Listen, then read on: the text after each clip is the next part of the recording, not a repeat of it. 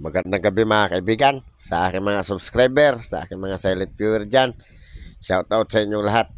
Salamat pala sa inyo, salamat. At dumadami kayo. Mga kaibigan, ito nga pala yung mga nahan ko ngayon oh. Ito ay 2017. Ganda. Dalawa to eh. Itong isa oh. Ang gandang 2017. Kaya itong isa, ito ay 2002. Tatabi ko siya kasi oh. Ang ganda yung pagkaano niya oh. Hindi siya na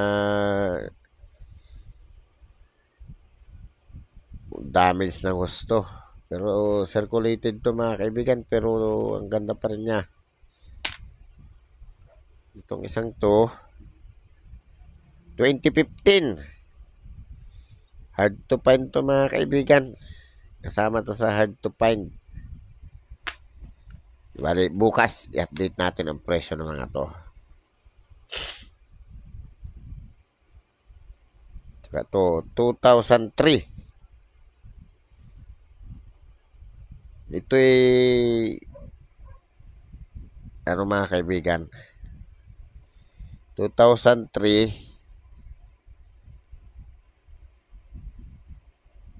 Di ito extra sharp pointed star. Ipit muna natin siya. Ito mga kaibigan oh, 2001, 5 peso. Magandang klase pa siya. Ganda ng escallop pa niya oh.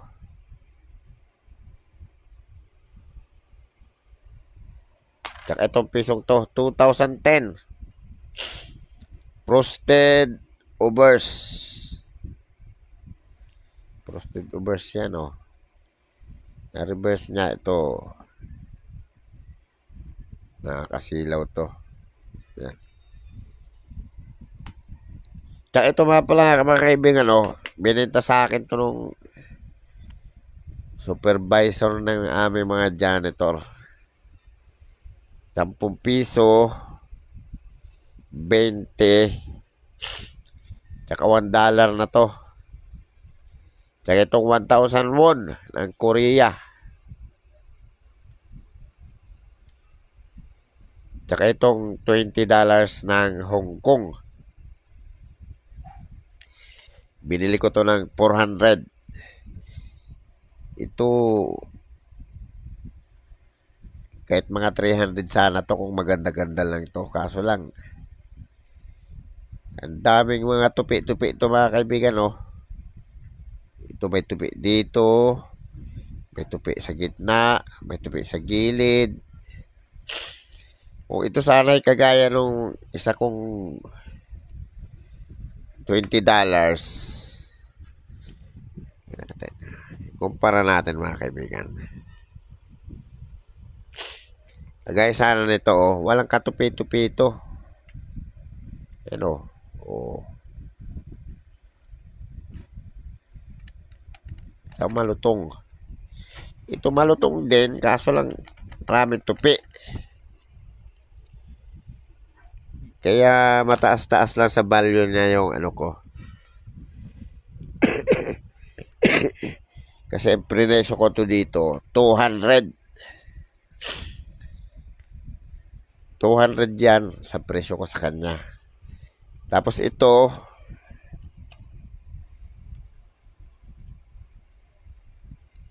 $100 lang to. Prinesyohan ko rin na $100 yan. Ito, dahil ito $1 lang, kung ang dollar ngayon ay 56, ito ay 40 pesos lang. At saka mas mababa pa sa ano kasi damage din naman tong dollar na to oh. Ang dami ng damage. Yun yung sinasabi ko mga kaibigan, kung $1 lang, hindi ka papalitan ng susunod sa exchange rate. Mas mababa sa exchange rate. Tsaka to, mga kaibigan, oh, tingnan mo tong 20 pesos na to. Oh.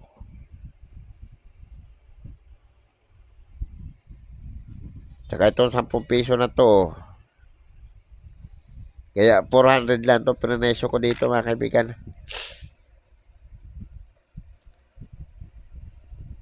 Ito 300 to. Ito 100 lang to. Kasi nga sabi ko nga sa mga magbebenta ng papel, dapat malutong. Pero kung ganito, damage, mura lang talaga ang papel. Sa Bangko Sentral nga, mga kaibigan, ang lutong-lutong. Simbalyo lang. Dahil mga kaibigan ko naman sila, binibentahan ko sila binibilang ko sila ng presyong kaibigan.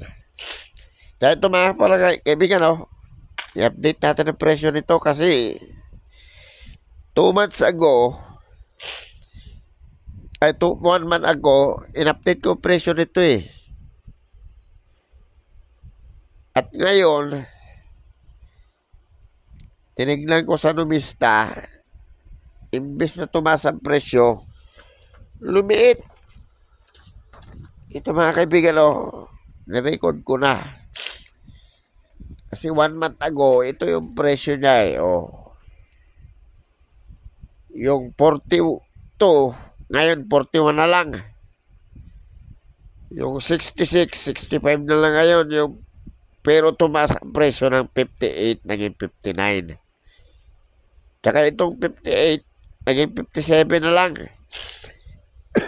Kaya tignan nyo ngayon mga kaibigan sa live price. So mga kaibigan, unahin muna natin yung ano niya. Pictures niya. 2 piso. Issuer Philippines, period Republic. Type standard circulation coins. Years 1991 to 1994. Value 2 peso. Currency peso. Composition stainless steel. Stainless steel to. Magnetic to mga kaibigan, oh.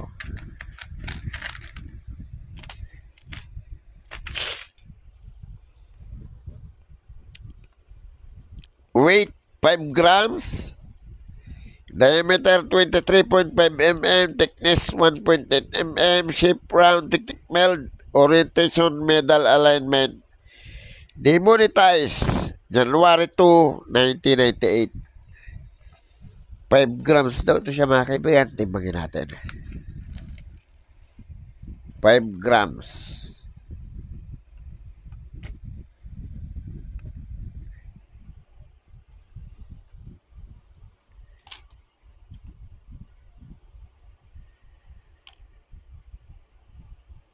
Oh, 5 grams.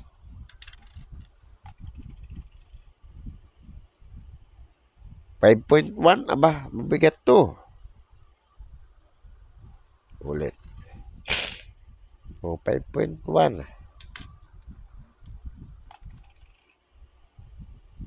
5.1? Ano ba? O, 5 grams.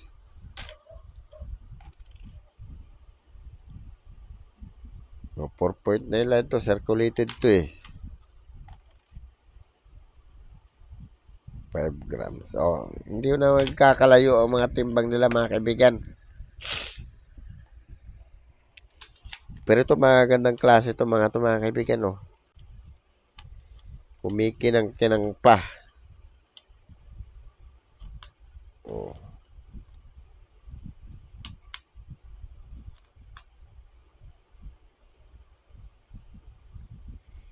Pero ito, binenta sa akin itong isa. Ito yung galing kay Kaloy ulit. Kay Kaloy din galing lahat to.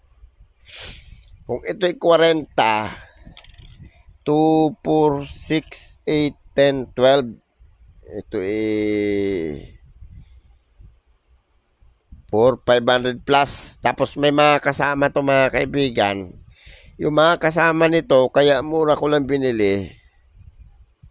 Binili ko kay Kaloy ng may mga kasama to na piso na malaki. May mga dollar coins pa siya. Binili ko ng 1-1 to sa kanya. Tapos binigyan ko siya ng extra 200 para sa ano niya. Parang pinaka-commission niya. Kasi yung mga kasamahan nito mga kaibigan, kinuskus. Yung isang Canadian na coins na kasama na ginawa ko nilang content, yung may kinuskusan, kasama to. Kaya mga kaibigan, kung magbenta kayo ng bariya, wag nyong lilinisin. Lalo na wag nyong kukuskusin.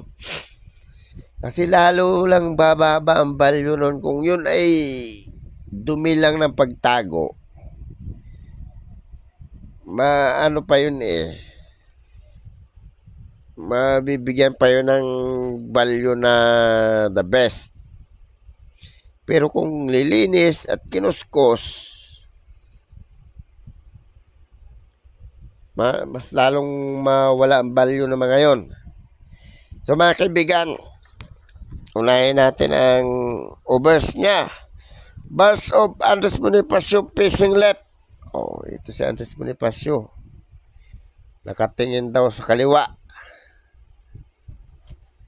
Tapos overs, reverse. Coconut, Cocos, Nocipera, leaning right.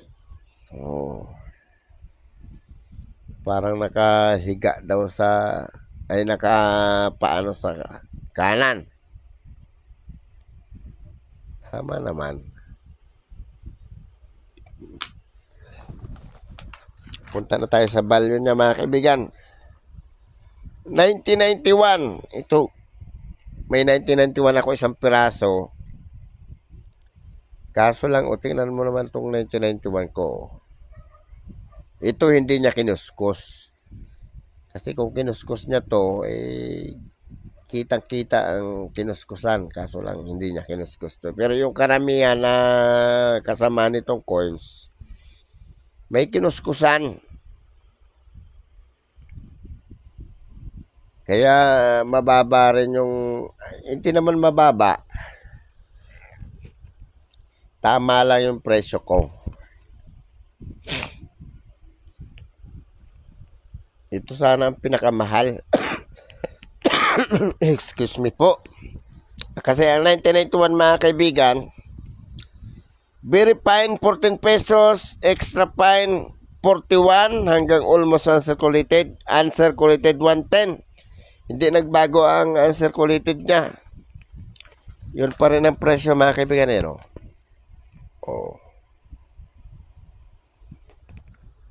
1992, ito rin yung nagbago, nagmahal. Nagmahal ng tig-piso. Very fine, 14 pesos. Ang extra fine hanggang almost uncirculated, naging 50 na yun na.